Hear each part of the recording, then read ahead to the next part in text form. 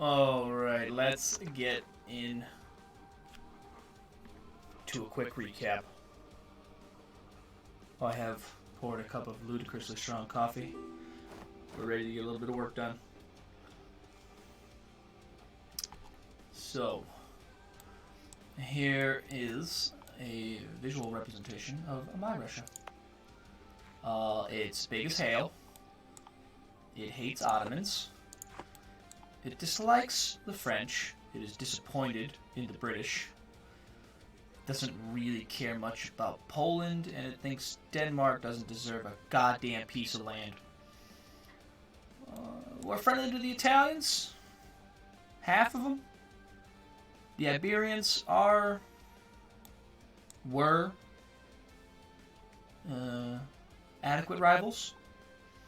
We're going to change that, even more so than we already have. But really, it's just these Ottomans, these filthy heathens, and then maybe the Ming, if they didn't implode. So, let's hit our timeline. Let's go at a medium speed.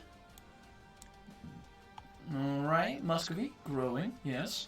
We're at 1454. Alright, took a bit of Novgorod up north. Took a bit of Kazan. Took a bit of Razan. Oh, they're gone.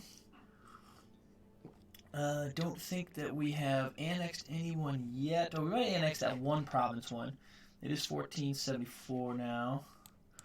Belarus is our vassal, Perm's our vassal, Pskov's our vassal. We're just going to slowly absorb them. We just got another vassal around 1480. Uzbek's getting kind of big. We're getting feeding our vassals a bunch of land. I haven't really punched into Lithuania yet. There we go, we just did. That war with Lithuania went through. Annexed another vassal. Kiev shows up here, with it in 1496-ish. And we haven't gone after Brittany yet. Wow, Denmark.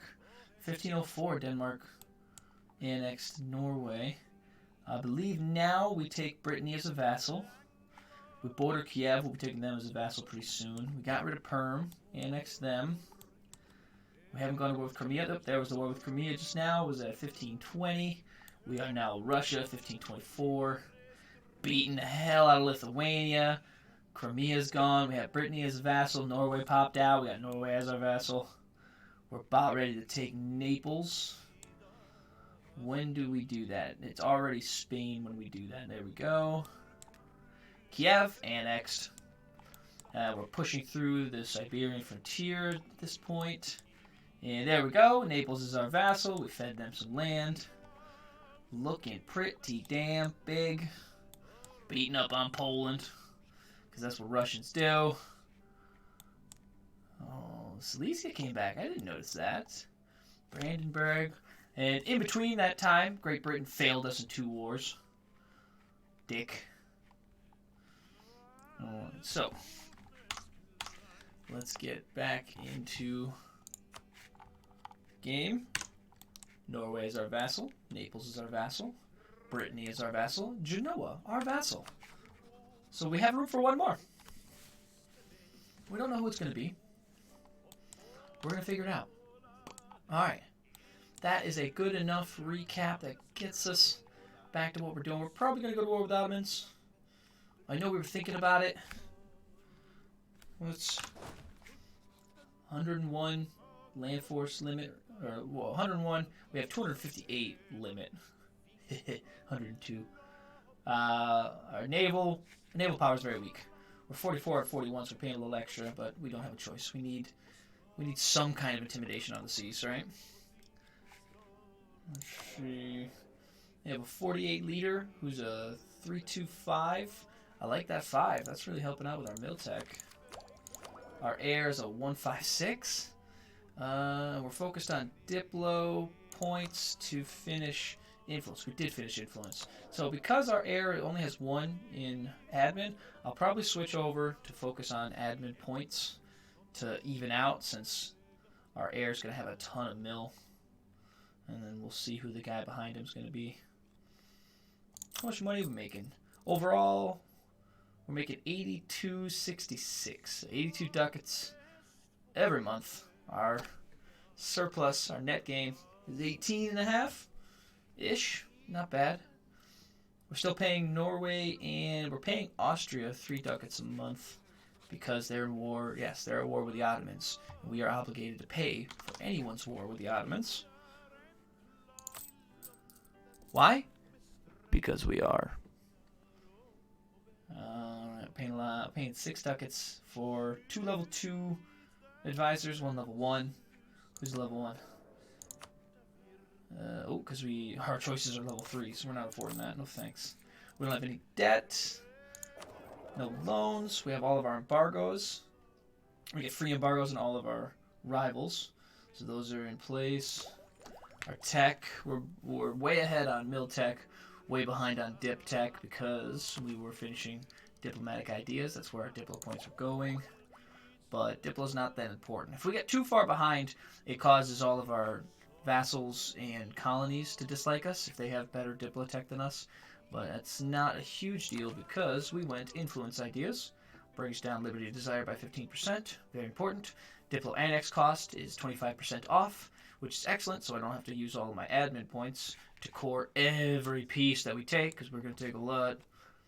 We went quantity ideas mostly because I needed better national supply limit modifier so that I could use big stacks walking across Russia, because some of these lower, like this supply limit is 15. If I didn't have that bonus, it'd be, oh, sorry. The supply limit is 20 on this province out here in Siberia.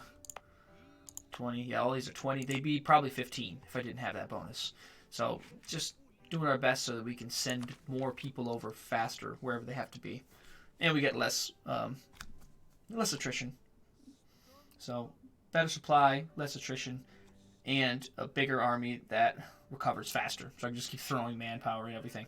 We have religious ideas because we border a bunch of Sunnis and Catholics, and we typically become the only Orthodox religion, as you can see. But we did force our religion on other people, which they got forced out again by the Protestant Reformation. But we forced Brittany to be Orthodox. We forced Norway to be Orthodox. Naples, Genoa, all of our vassals. And then we beat up on Memming here. Made them Orthodox just for fun. Just fucking laugh at them. So, I think there's one other country that is Catholic. Georgia. Georgia's Catholic. Alright, so we have Imerti is Catholic and Georgia's Catholic. And those are the only 2 Catholic countries in the world that we don't directly control. Yet. Where were we on the recap? Mission trees. Yeah, these are fun. I don't really focus on them too much. Some of them are pretty neat. You get a pretty big bonus to it. But, oh, we do need Constantinople. Oh, I like it. The event Third Rome. I don't know what the event is, but we'll get there. It'll be fun to figure out what that is. But yeah, these ideas, they're fun. They're not necessary. Like this one gave us a bunch of extra points in our provinces, which is nice, and diplo reputation. Very nice. We could survive without doing this. This is just icing. This is all gravy right here, baby. My little peccadillo. What are our ideas? We get culture conversion cost, 20% off, 10% morale of armies, very important. And we get more recovery of army morale, which stacks with our recovery of army. Oh, no, that's the only army morale we have. Which okay, so that could stack with offensive ideas. So we could get 10% recovery of morale, which would mean that we can just, with the morale and all the manpower, it means that we could just batter down forts with the heads of Russian soldiers. Just get in there and headbutt that goddamn castle to death. If you turn around, you get shot. Alright, we have 10% overextension because of this province. What the hell? This province? Oh, did we? Yeah, right.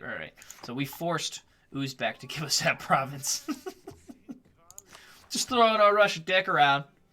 Plus 2 stability is very important. We just get normal bonuses for that. Like, national unrest is lessened. more national tax modifier. Oh, I forgot about that. That's right. Missionary strength 1% more. Yearly corruption. Institution spread. Oh, I didn't know that. I never realized it. I didn't look at this since institutions were implemented, probably. Global trade power. That's pretty cool. So yeah, having positive, you can survive on 1 and 0 pretty easily. You just never want to be negative. The penalties hurt a lot. Religion. We force converted quite a bit. And we really needed to, or we would have been beating down rebels all damn year. And that's where religious ideas came into play as well. I think we also have a Russian idea to help, right? Nope, that was a Muscovy idea. We changed our ideas over when we went from Muscovy to Russia. So Muscovy had a pretty cool one. They had a bonus to their morale, a bigger bonus to their morale than Russia does. They also had missionary strength increase, which was pretty helpful. But aggressive expansion impact's pretty sweet. Having a discount on aggressive expansion, pretty damn cool. The only thing that this isn't here that I thought Russia had maybe in a much earlier patch. Oh, nope, there it is. Core creation costs minus 10%. So we can save on our admin with that, and we save on our Diplo with our influence ideas. We're just trying to maximize everything. We went over our army and our navy. We went over our subjects. Are you guys all making money? Making money, making money. Brittany is not making any money because I'm not giving them... Oh, I was giving them money for our institution, but we've learned that institution that we were paying for, so they don't have as much money from us anymore.